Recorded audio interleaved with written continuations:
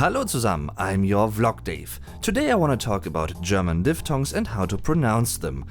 And these include combinations of letters such as I, au, oi, and more.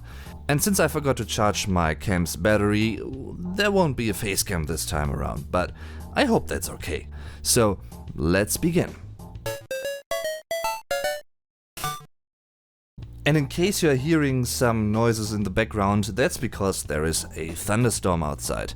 First of all, let's talk about what der Diphthong singular, die Diphthonge plural, actually means. It's basically a set and recurring combination of two vowels that can be found in many German words. They count as a single stressed, meaning long syllable, die Silbe. So in this video I want to mention the 4 common and standard diphthongs you can come across in high or standard German. Das Hochdeutsch. Let's begin with a rather simple one. Au. It's a combination of two vowels, like I said before. A and U. And why is this an easy one? Well, because the overall pronunciation of the whole diphthong resembles the respective pronunciation of each single letter. Let's demonstrate this with some kind of a mathematic formula. So on the left side of the equals sign you see the spelling, and on the right side you see the pronunciation. So in this case the kind of mathematic formula is A plus U gleich Au. So the pronunciation of each single letter combined equals the pronunciation of the whole diphthong. Typical German words with this diphthong include auch, Bauch, Maus or Haus. Another frequently used diphthong is I. Now, you have to treat this one a bit differently in terms of pronunciation. E, as a single letter that is pronounced E, but it can be pronounced way different depending on the actual word and its spot within that word. In the case of this diphthong, E is basically pronounced like a standard German A.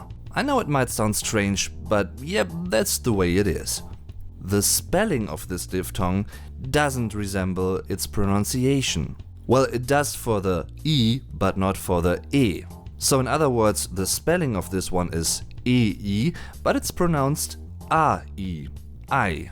Aye, Captain. Aye, aye.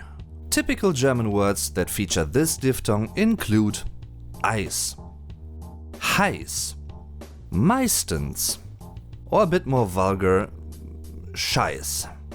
On a side note, there are a few single words you might come across that feature the diphthong I, A and I instead of E and I. Der Mais, corn. The third German diphthong I want to talk about is oi. In this case, the overall pronunciation of this Doppellaut, this double sound so to speak, completely differs from its pronunciation. So you might have seen and heard groups of people at a rock concert, for instance, or at a football match, and sometimes they go oi, oi, oi, oi, which is kind of a group chant for those purposes. Typical German terms with oi include euch, feucht, schleudern, or neugierig. Similar to the aspect I talked about before, you might come across German words with oi, which basically is the same pronunciation, but it's a different spelling. So it's the umlaut ä and u. An example of this one might be der Läufer, the runner. Last but not least, let's talk about ui.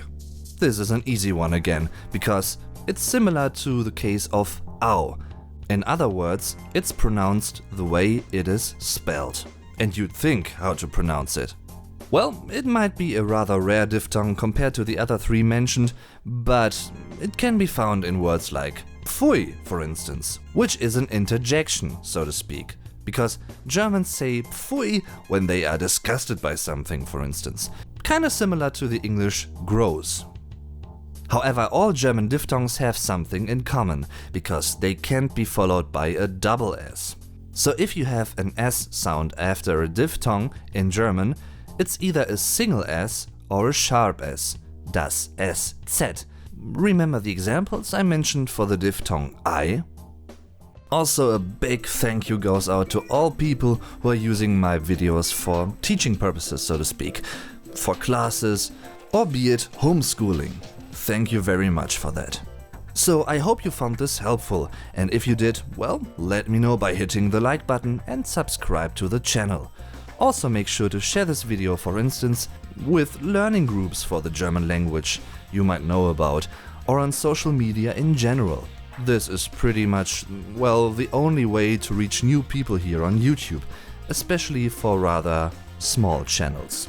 And if you're interested in giving a little tip for my edutainment videos on YouTube, feel free to check out my support links in the video description. Thanks for watching, however, I'm your Vlog Dave, tschüss und bis zum nächsten Mal.